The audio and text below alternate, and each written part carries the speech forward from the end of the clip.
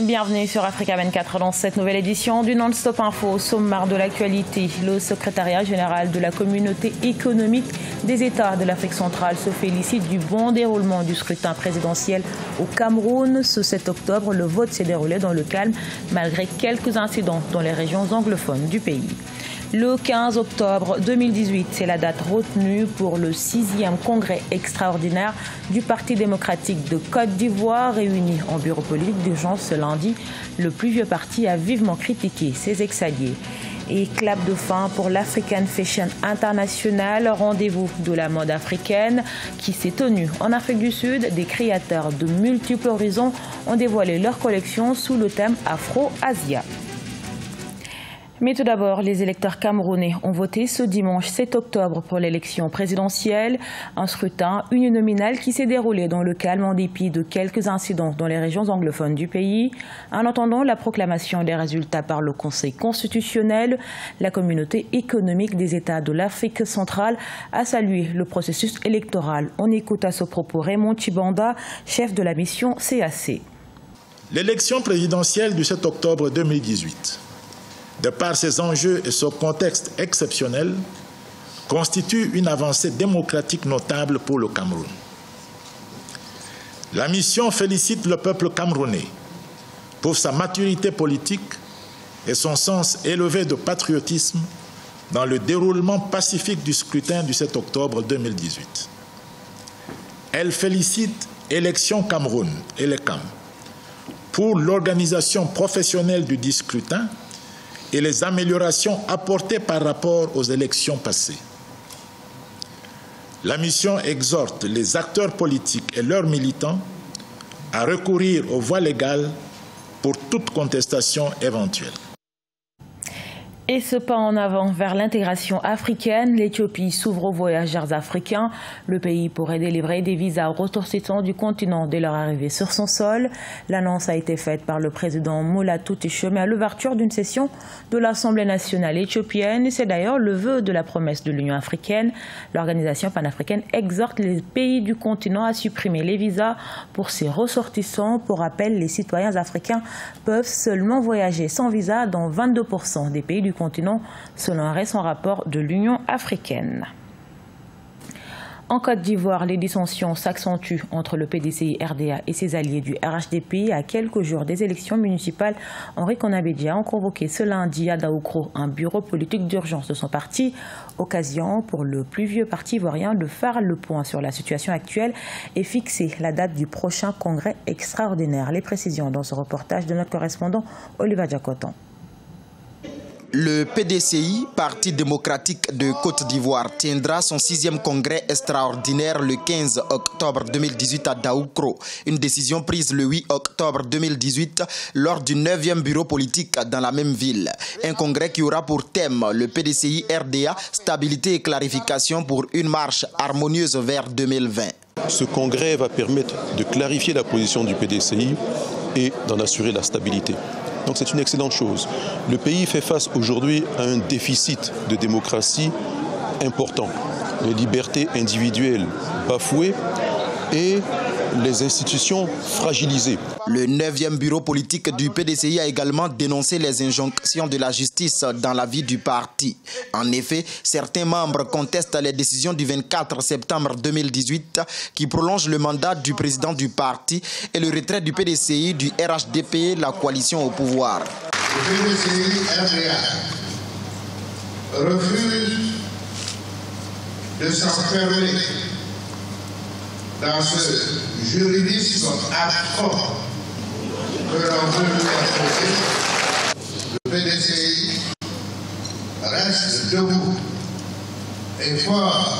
En rappel, le PDCI participera aux élections locales du 13 octobre 2018 dont la campagne électorale est en cours dans le pays. Des élections que le parti souhaite transparentes, libres, sécurisées, apaisées et crédibles. Au Togo, le recensement électoral dans la première zone prend fin ce 9 octobre.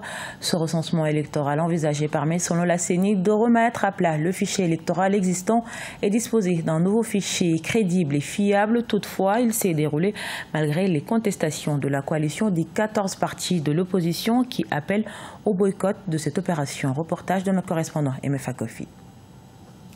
Le recensement électoral en vue des législatives du 20 décembre a pris fin ce 9 octobre dans la première zone. Une zone qui comprend 2/3 des électeurs selon la coalition de l'opposition. Il s'agit pour la commission électorale de permettre aux retardataires de se faire inscrire sur la liste électorale. Ce recensement n'est pas du goût de la coalition de l'opposition qui a appelé au boycott et dénonce certaines irrégularités.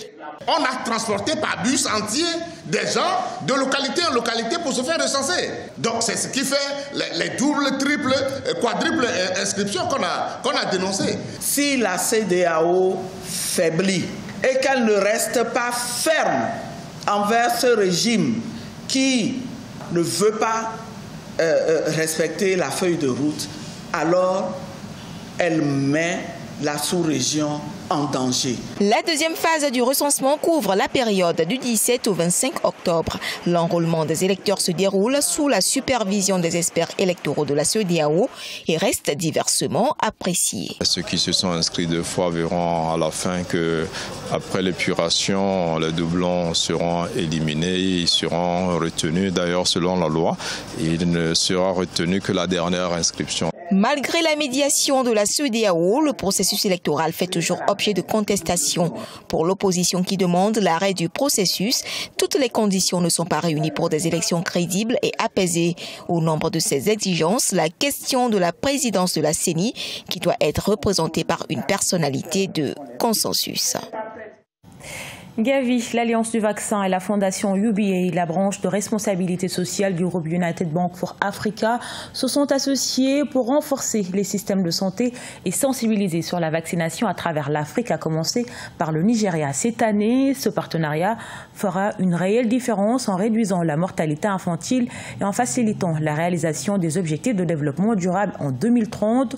Le partenariat avec la fondation UBA vise la mobilisation de 1,5 million de dollars au cours des 2 prochaines années en s'appuyant sur le réseau des partenaires de UBA pour soutenir les programmes de vaccination de Gavi au Nigeria. La fondation UBA plaidera également en faveur de la vaccination au Nigeria, un pays qui affiche l'un des taux de couverture vaccinale les plus faibles au monde.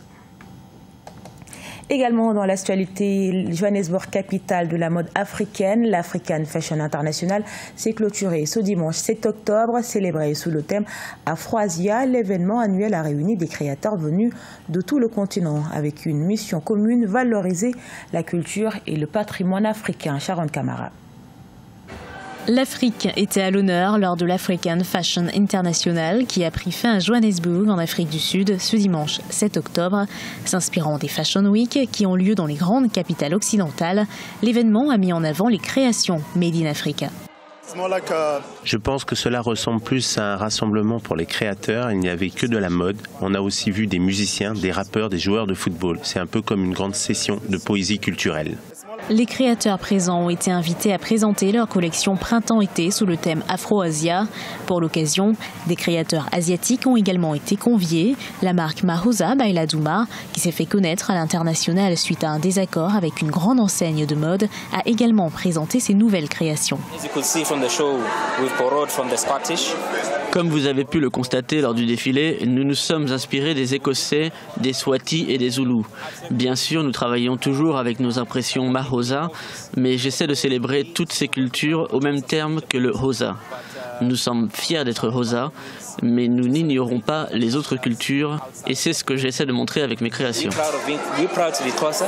Durant quelques jours, Johannesburg a vibré au rythme des défilés de mode. Encore loin derrière les Fashion Week de Paris, de Londres, de Milan ou de New York, l'événement ambitionne de s'imposer sur le continent mais aussi à l'international comme le rendez-vous incontournable de la création venue d'Afrique et d'ailleurs.